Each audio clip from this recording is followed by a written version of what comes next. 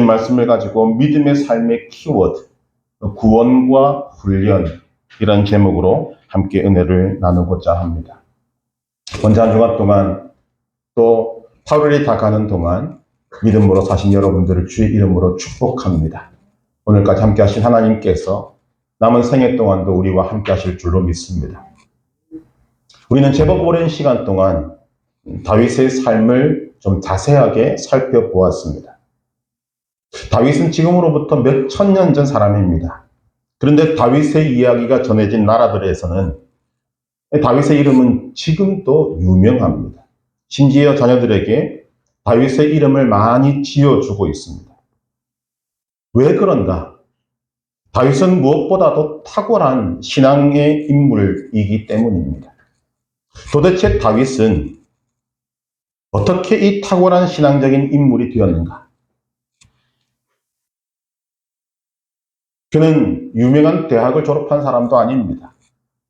요즘과 같은 이 시대에 고시에 합격한 사람도 아닙니다.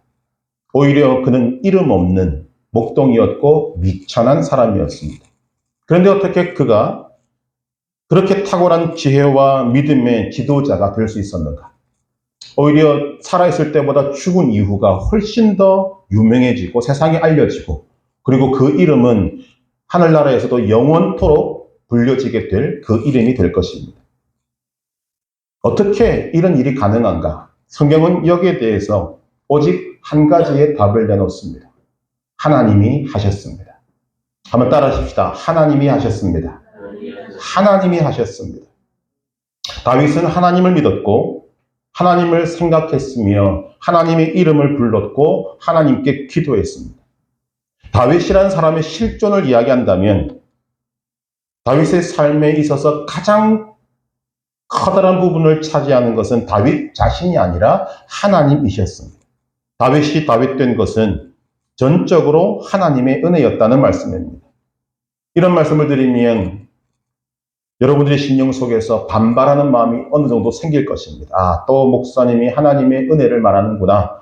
그냥 아멘 하자 라고 별 대수롭지 않게 여러분들이 넘어갈 확률이 높습니다. 그러나 그렇게 볼 수 있는 문제가 아닙니다. 다윗의 삶이 중요한 이유는 하나님의 은혜가 한 사람에게 임하면 그의 인생이 어떻게 되는가를 분명하게 보여주는 아주 중요한 예가 됩니다. 우리가 다윗의 삶을 살펴보았던 이유 중에 가장 큰 이유는 다윗의 삶에 일어난 일이 오늘 우리에게도 동일하게 일어나기 때문인 것입니다. 다윗의 삶에 하나님의 은혜가 임함으로 나타난 그 놀라운 삶을 두 가지의 단어를 가지고 풀어내고자 하는 것입니다. 첫 번째가 구원이고 두 번째가 훈련입니다.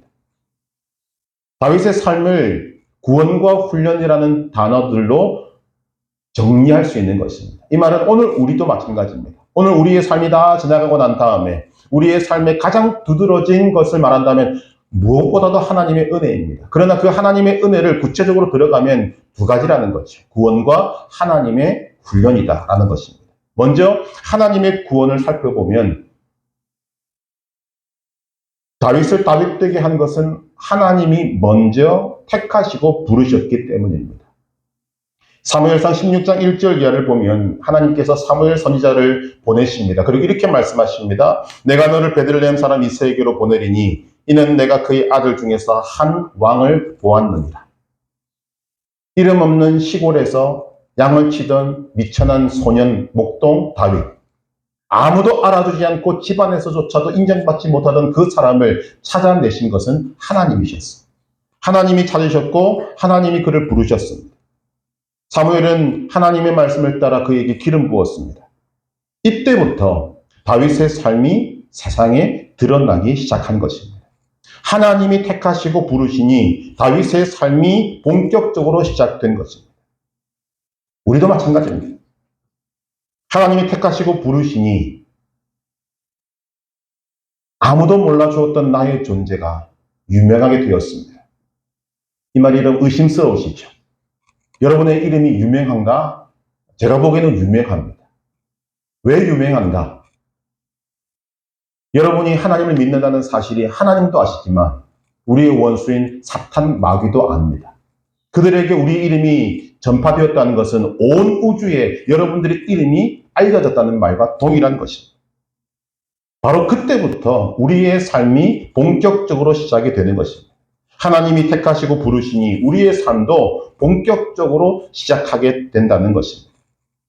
예수님은 제자들을 향해서 이렇게 말씀하십니다. 너희가 나를 택한 것이 아니요 내가 너희를 택하여 세웠나니. 언제나 하나님이 택하시고 부르십니다. 이것을 사도 바울은 너무나도 정확하게 정리해 놓았습니다. 로마서 8장 29절 30절 하나님이 미리 하신 자들을 또한 그의 아들의 형상을 본받게 하기 위하여 미리 정하셨으니 이는 그로 많은 형제 중에서 맏아들이 되게 하려 하심이라. 또 미리 정하신 그들을 또한 부르시고 부르신 그들을 또한 의롭다 하시고 의롭다 하신 그들을 또한 영화롭게 하셨느니라. 하나님이 택하시고 부르셨습니다. 그때부터 인생이 시작되는 것입니다. 또한 하나님이 택하시고 부르심을 입은 사람은 세상에서 가장 좋은 것을 얻게 되는데 그것이 바로 하나님이십니다. 하나님을 얻는 것이 구원입니다. 우리는 다윗의 삶을 살펴보았습니다. 어느 때보다 더 깊이 살펴보았습니다. 내린 결론이 무엇입니까? 다윗은 완전한 사람이 아니었습니다. 그의 인격이나 모든 것들은 다듬어져야 할 부분들이 상당히 많았습니다. 도덕성과 품행에도 문제가 많았습니다. 또한 끔찍한 죄도 저질렀습니다.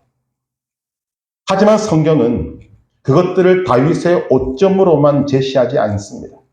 그가 처해 있었던 상황과 그에 따른 다윗의 행동으로 제시합니다. 왜 그렇게 하고 있는가? 이것은 성경이 다윗의 옳지 못함과 그 죄를 정당화하고자 하는 의미가 아닙니다. 오늘 이 시대도 우리에게 공격해 들어오는 우리가 먼저 깨끗해지고 먼저 착해지고 먼저 선해져야만 하나님의 구원이 임한다는 이 세상의 논리에 반박하고자 하는 것입니다. 다윗은 선한 사람이 아니었습니다. 착한 사람도 아니었습니다. 그러나 하나님의 은혜가 임하니 그는 택함을 받고 부르심을 입었고 구원을 얻게 된 것입니다. 이 부분에 대해서 성경은 아주 담담하게 이야기합니다. 구원은 오직 하나님의 은혜로 받는 것입니다. 다윗이 그 증거입니다. 다윗이 선해서가 아닙니다. 다윗은 그저 무한하신, 무궁하신 하나님의 은혜로 하나님을 얻게 되었습니다. 여러분, 우리도 마찬가지입니다. 우리는 다윗과 마찬가지로 그저 하나님의 은혜로 하나님을 얻습니다. 은혜로 하나님을 얻는 것, 그것이 구원입니다. 그렇다면 하나님의 은혜로 하나님을 얻으면 끝인가? 구원을 받으면 그것으로 끝인가? 구원받았으니 이제 내 마음대로 살아도 된다고 하면 이단이 되는 거죠. 그것이 아님을 다윗의 삶이 증명해 줍니다. 다윗은 하나님이 택하고 부르셨습니다. 그를 세상에 드러내셨습니다. 그럼 그것으로 끝났는가? 아닙니다. 다윗의 삶이 증명하는 것은 두 가지입니다. 하나는 구원은 전적으로 하나님의 은혜로 임한다는 것이고, 다른 하나는 구원받은 사람은 평생 동안 그리고 꾸준하게 그리고 하나님의 방법으로 훈련받는다는 것입니다. 이제 제목이 좀 이해가 되실 것입니다. 구원은 하나님의 은혜로 전적으로 임하는 것인데 구원받은 그 사람의 남은 평생은 훈련으로 채워진다라는 것입니다. 첫 번째 키워드가 구원이라면 인생의 두 번째 키워드는 훈련입니다. 로마서 8장 30절 다시 읽어드리면 또 미리 정하신 그들을 또한 부르시고 부르신 그들을 또한 의롭다 하시고 의롭다 하신 그들을 또한 영화롭게 하셨느니라. 여기에 답이 다 나와 있습니다. 또 미리 정하신 그들을 또한 부르시고 택하심과 부르심입니다. 구원과 관련된 것입니다. 그런데 그 다음 말씀 부르신 그들을 또한 의롭다 하시고 의롭다 하신 그들을 또한 영화롭게 하셨느니라. 이것을 한자말로 성화 또는 영화라고 합니다. 이것은 무엇을 통해서 이루어지는가? 오직 훈련을 통해서만 이루어지게 된다는 것입니다. 다윗을 다윗되게 한 데에는 두 가지의 요소가 있습니다. 하나는 하나님이시고 다른 하나는 사울 왕입니다. 겉으로 드러나는 것은 사울이지만 그 사울을 통해 다윗을 훈련시키신 분은 하나님이셨습니다. 여러분, 다윗에게 있어서 사울이란 사람은 가장 힘든 훈련 조교였습니다. 사울은 왕이었습니다. 왕이 갖고 있는 의미가 무엇입니까? 가장 높은 사람, 가장 힘이 센 사람, 가장 큰 권력을 가진 사람입니다. 그런 사람이 다윗 한 사람을 죽이기 위해서 혈안이 되어 있습니다. 여러분, 다윗을 향한 공격이 얼마나 컸겠습니까? 그 공격이 한 번으로 끝나는 것이 아니라 10년이 넘도록 이어졌습니다. 인간의 상식으로 바라볼 때 가장 높은 사람이, 가장 힘이 센 사람이, 가장 큰 권력을 가진 사람이 모든 힘을 동원해서 자기 안에 있는 그 사람을 죽이려고 달려들었다면 다윗은 수백 번 죽었어야 합니다. 그런데 놀랍게도 다윗은 이 사울이라는 거대한 용광로 속에서 말로 다 할 수 없는 고난과 시련을 겪으면서 사라진 것이 아니라 서서히 위대한 하나님의 사람, 위대한 그릇으로 만들어지고 있었던 것입니다. 다윗이 이스라엘을 다스리고 하나님의 사람으로 쓰임받을 때 필요했던 모든 것은 사울이 없었더라면 배울 수조차 없었을 것입니다. 그만큼 사울은 다윗에게 있어서 큰 시험거리였고 다윗은 이런 사울을 견디면서 정말 위대한 지도자로 만들어졌던 것입니다. 다윗의 삶이 우리에게 증명합니다. 아, 인생은 훈련이구나. 이 훈련이 갖고 있는 의미가 굉장히 큰 것입니다. 훈련을 하는 동안 우리는 무너질 수가 없습니다. 우리의 생명이 끝날 수가 없습니다. 왜? 하나님이 붙드시기 때문입니다. 어떤 목사님이 이런 기도를 하나님께 드렸다고 합니다. 하나님, 세계적으로 크게 쓰임받는 목사가 되게 해 주십시오. 그랬더니 세계적으로 크게 쓰임받는 목사가 되기 전에 세계적으로 힘든 고난이 먼저 오더라는 거죠. 세계적으로 크게 쓰임받는지는 그 다음 문제입니다. 세계적으로 쓰임받기 위해서는 세계적인 고난을 견뎌내야 하는 것입니다. 다윗이 바로 그 모습을 우리에게 보여줍니다. 다윗은 자신이 받았던 훈련을 오늘 이 시편 18편에 놀랍게 정리해 놓고 있습니다. 우리가 잘 알고 있지 않습니까? 시편 18편 1절 2절 나의 힘이신 여호와여 내가 주를 사랑하나이다. 여호와는 나의 반석이시요 나의 요새시요 등등 말하는 이 내용들은 시적으로 보면 참 아름다운 시이지만 그의 삶이 얼마나 힘들었는가를 반증해 주는 시이기도 합니다. 다윗은 정말 힘들게 훈련받았습니다. 다윗은 자신의 받은 훈련이 어땠는가를 오늘 이 시편 속에서 다시 한 번 더 정해놓고 있습니다. 먼저 이것을 우리가 주목해 드려야 될 이유가 오늘 우리도 그렇게 쓰시기 때문에 하나님의 훈련 방법 첫 번째는 우리를 밑바닥에서부터 다시 시작하게 하십니다. 시편 18편 32절 눈으로 따라오십시오. 이 하나님이 힘으로 내게 띠 띄우시며 내 길을 완전하게 하시며 여러분 띠를 띄운다라는 말은 본격적인 전쟁을 시작하는 자세를 말합니다. 이것을 볼 때 우리에게는 두 가지 시기가 있습니다. 다윗도 마찬가지입니다. 하나는 믿음의 연단을 받는 훈련의 시기입니다.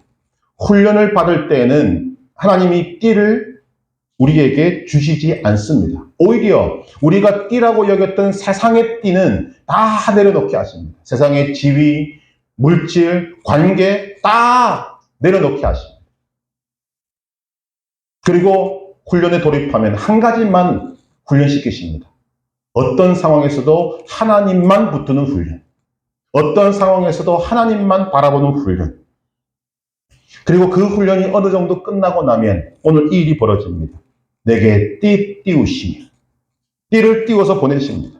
즉 우리에게 물질도 주시고 세상적인 지위도 주시고 사회적인 직책도 주시고 역할도 주시면서 하나님이 쓰임받는 그 길로 우리를 인도하신다는 것입니다.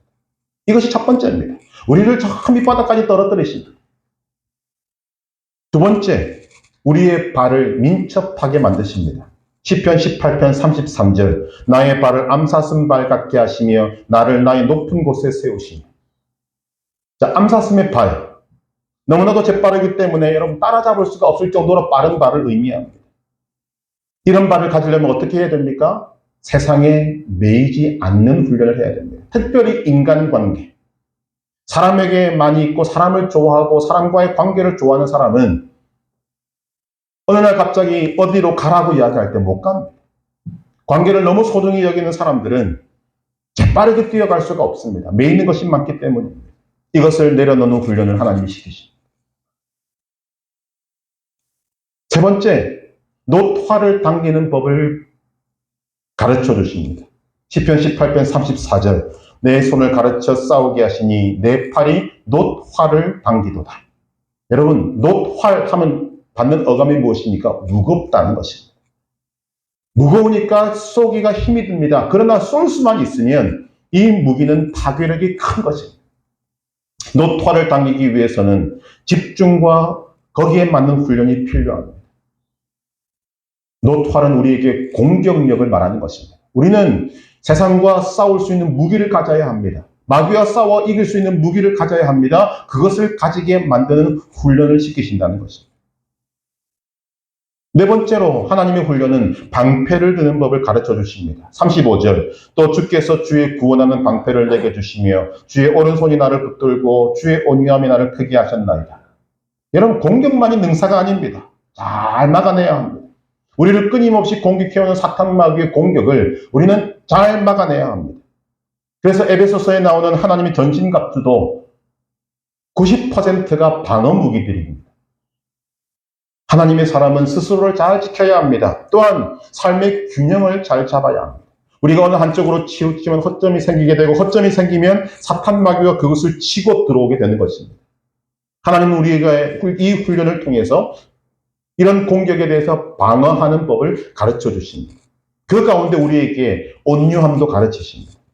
여러분, 온유함이 무엇입니까? 참는 것입니다. 목표가 분명하기 때문에, 방향이 분명하기 때문에 어떤 것에도 흔들리지 않고 인내하고 참습니다. 절호의 기회를 찾기 위해서 참고 참게 하십니다. 그리고 한 방에 끝내시는 것입니다. 다섯 번째로 하나님의 훈련 방법은 우리의 걸음을 넓게 하십니다. 36절, 내 걸음을 넓게 하셨고 나를 실족하지 않게 하셨나이다.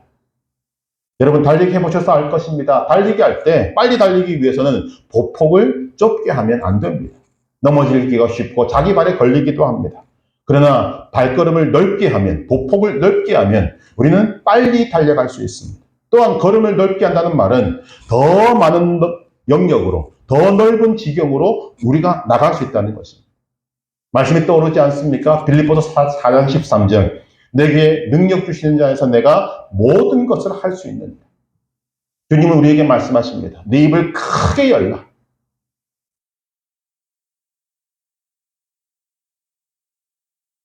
여섯 번째로 하나님의 훈련은 우리로 하여금 끝까지 가게 하십니다.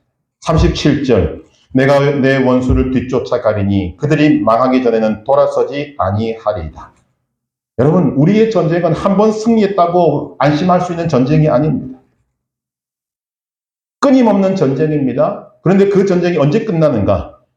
우리의 원수인 사탄 마귀가 완전히 뿌리 뽑힐 때까지 우리로 하여금 전진하게 하십니다. 뭐가 필요합니까? 힘이 있어야 되고, 무기가 있어야 되고, 군수 조달이 되어야 되고, 모든 것이 종합적으로 우리를 밀고 나갈 때 우리가 이 일을 하게 되는 것입니다. 38절, 39절은 또 뭐라고 말합니까? 내가 그들을 쳐서 능히 일어나지 못하게 하리니 그들이 내 발 아래에 엎드러지리이다. 주께서 나를 전쟁하게 하려고 능력으로 내게 띄우사 일어나 나를 치는 자들이 내게 굴복하게 하셨나이다. 오늘 이 말씀이 우리에게 가슴 깊이 와닿지 않는 이유는 나도 모르는 사이에 우리에게 사탄 마귀에게 대해 미리 겁을 먹는 경향이 있기 때문입니다. 아니, 내가 나를 잘 아는데 내 이 작은 믿음으로 이 마귀와 어떻게 싸워 이길 것인가? 겁이 나고 두려움이 먼저 오는 것이 마귀의 전략입니다. 그러나 여러분, 이길지 질지는 싸우기 전에는 모릅니다.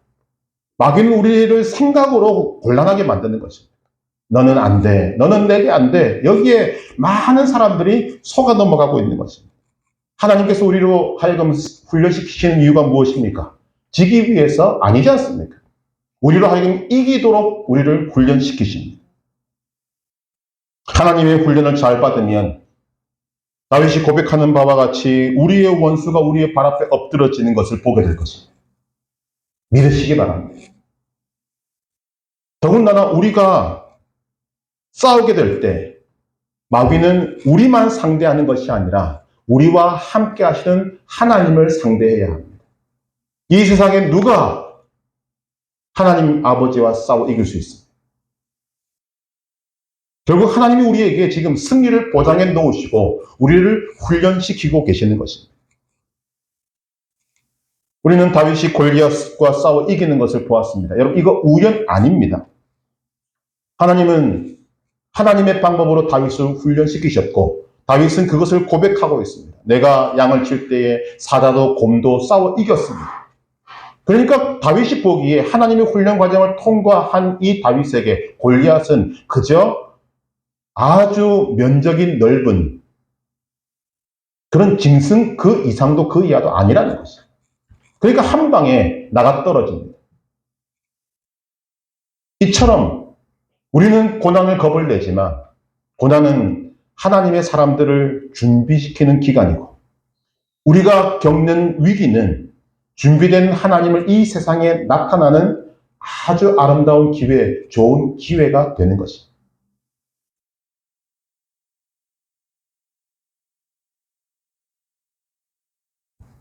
우리는 다윗과 마찬가지로 우리가 잘한 것이 아니라 하나님의 전적인 은혜로 구원받은 사람들입니다. 그렇다면 하나님은 우리를 훈련시키신다는 거죠. 그런데 우리는 이런 하나님의 훈련이라는 것을 여러 방면으로 들어왔습니다. 그런데 우리 속에 강하게 역사하는 것이 있습니다. 하나님의 훈련이 시작되면 머리로는 아는데 내 속에서 자꾸만 소리가 들리는 것입니다. 하나님, 저는 못해요. 저는 안 돼요. 저는 너무 약해서 훈련 받으면 죽어요. 이런 소리들이 들린다는 것입니다. 여기에 많이들 넘어갑니다. 무엇 때문에 이런 생각이 드는가? 사탄 마귀는 오늘 우리의 환경을 이용합니다. 힘든 환경입니다. 힘든 환경이기 때문에 하나님의 말씀이 진리인 것도 알고 예수님을 믿어야 한다는 것도 알고 우리가 믿음 따라서 말씀 따라서 생활해야 한다는 것도 압니다. 그런데 나를 둘러싸는 환경이 너무 힘들어서 나는 하나님의 이 훈련을 받지 못합니다. 라고 미리 포기한다는 것입니다. 여러분, 과연 그렇습니까? 우리가 다윗의 삶을 자세히 살펴본 이유가 바로 여기에 있습니다.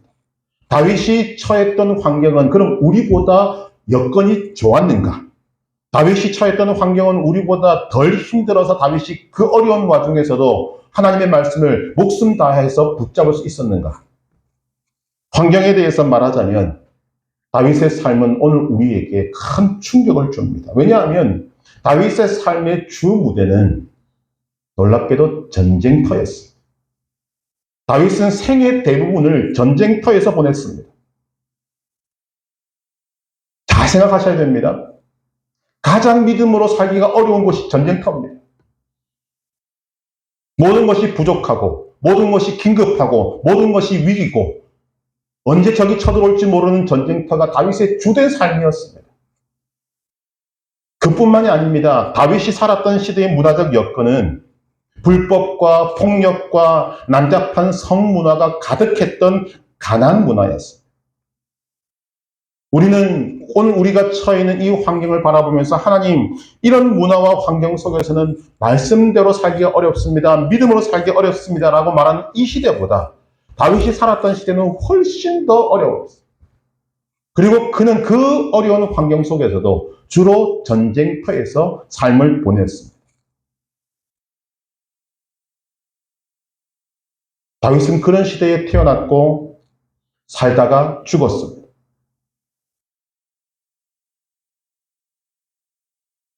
그런데 다윗은 그 상황 속에서 믿음으로 살았습니다. 다른 말로 말하면 하나님의 훈련을 잘 받았습니다. 우리가 잊지 말아야 할 것이 있습니다. 다윗을 그 시대와 그 여건 속에 두신 분은 하나님이십니다. 우리를 이 시대에 두신 분도 하나님이십니다. 다윗이 힘들고 어려운 여건 속에서도 하나님의 사람으로 살았다면 우리도 얼마든지 이 시대에 하나님의 사람으로 살 수 있음을 우리에게 다윗이 삶으로 증명해 주고 있는 것입니다. 다윗뿐만이 아닙니다. 우리가 지금도 바라보고 있는 초대교회가 탄생했던 시기는 1세기입니다. 그것도 팔레스타인 땅입니다. 여러분, 그때 초대교회가 그렇게 부흥하고 왕성했던 그 시대에 그 시대를 기독교의 황금시대라고 말할 수 있습니다. 아니지 않습니다. 오히려 그 시대는 박해와 핍박이 기세등등했던 시대였습니다. 예수라는 이름을 입에 뱉으면 바로 잡혀가서 죽임을 당하는 그런 시대였습니다.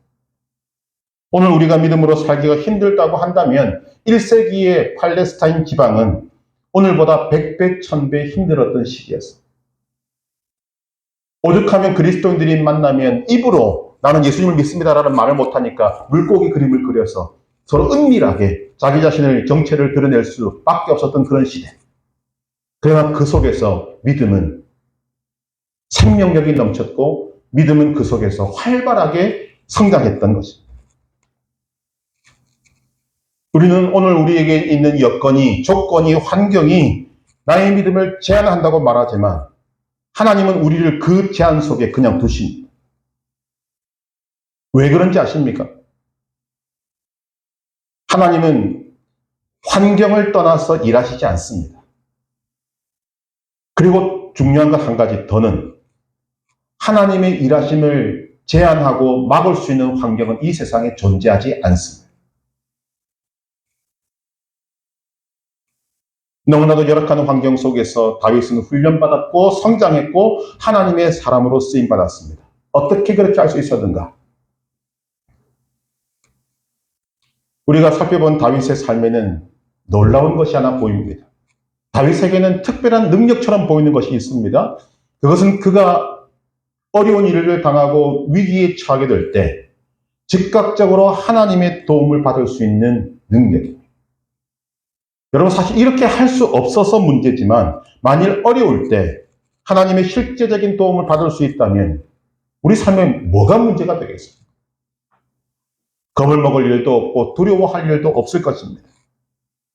그럼 다윗에게 이런 능력이 어떻게 생겼는가? 그것은 다윗이 기도의 사람이었기 때문입니다.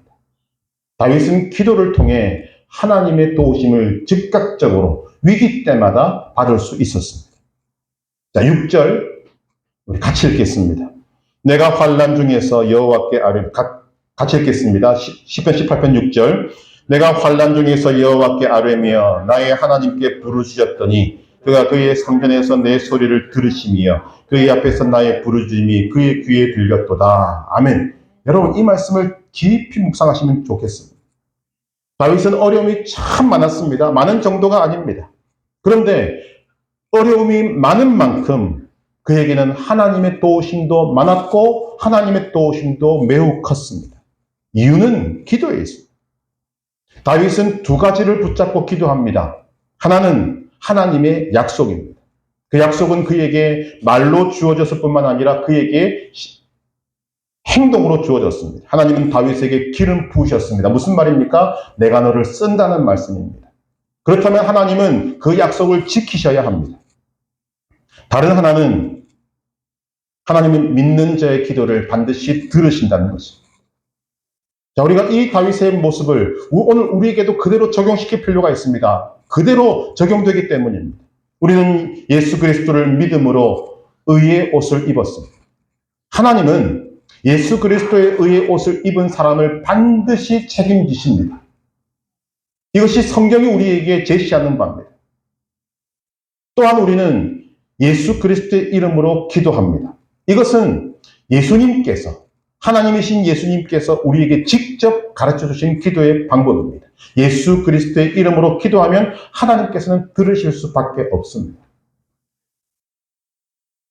왜 우리가 다윗의 삶을 살펴봐야 되는지 이해가 조금씩 되실 것입니다. 그러나 기도하지 않으면 방법이 없어요. 다윗은 하나님에 대한 모든 것을 빠짐없이 자신의 기도로 삼았습니다. 다윗은 위기를 당할 때마다 기도했습니다.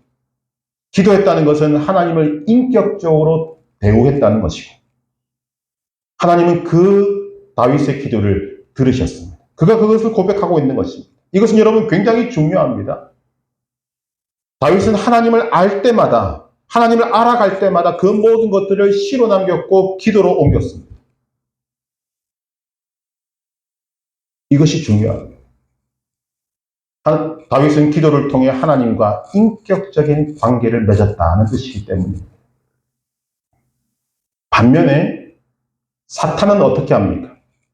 사탄은 지금 이 자리에 있는 저와 여러분들, 아니 이 세상에 있는 어느 누구보다 하나님에 대해서 잘 아는 존재입니다. 우리가 모르는 부분까지도 사탄은 압니다. 그러나 사탄은 하나님을 경배하지 않습니다. 하나님과 인격적인 관계를 맺지 않습니다. 하나님과 아무런 관계를 맺지 않습니다. 즉 그는 하나님께 기도하지 않습니다. 하나님과 인격적인 관계가 없다는 것입니다. 다윗은 하나님을 신뢰했고 기도함으로 하나님의 도우심을 받았습니다. 그리고 승리합니다.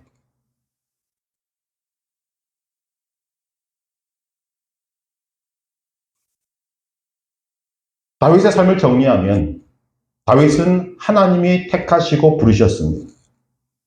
하나님은 다윗을 구원하셨고 훈련시키셨습니다.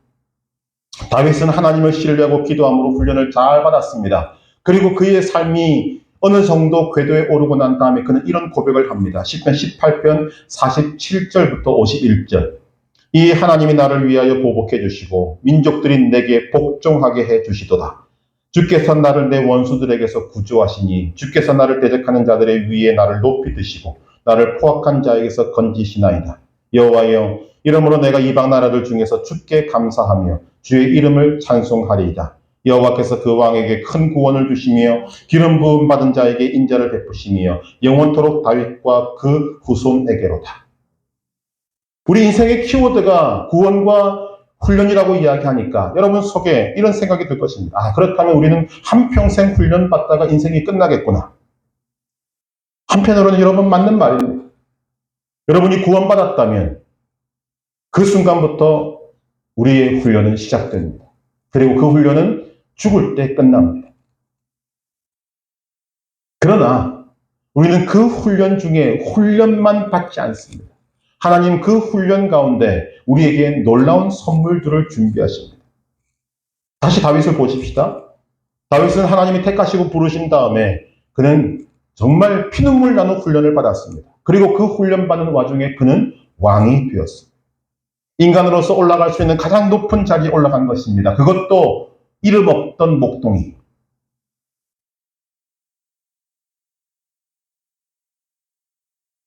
그런데 여기서 우리는 또 생각합니다. 아, 다윗이 왕이 되었구나. 놀라운 일이다. 그런데 다윗은 왕이 되었으니까 훈련이 끝났겠지. 그 정도 높아졌으니까 훈련은 안 받아도 되겠지.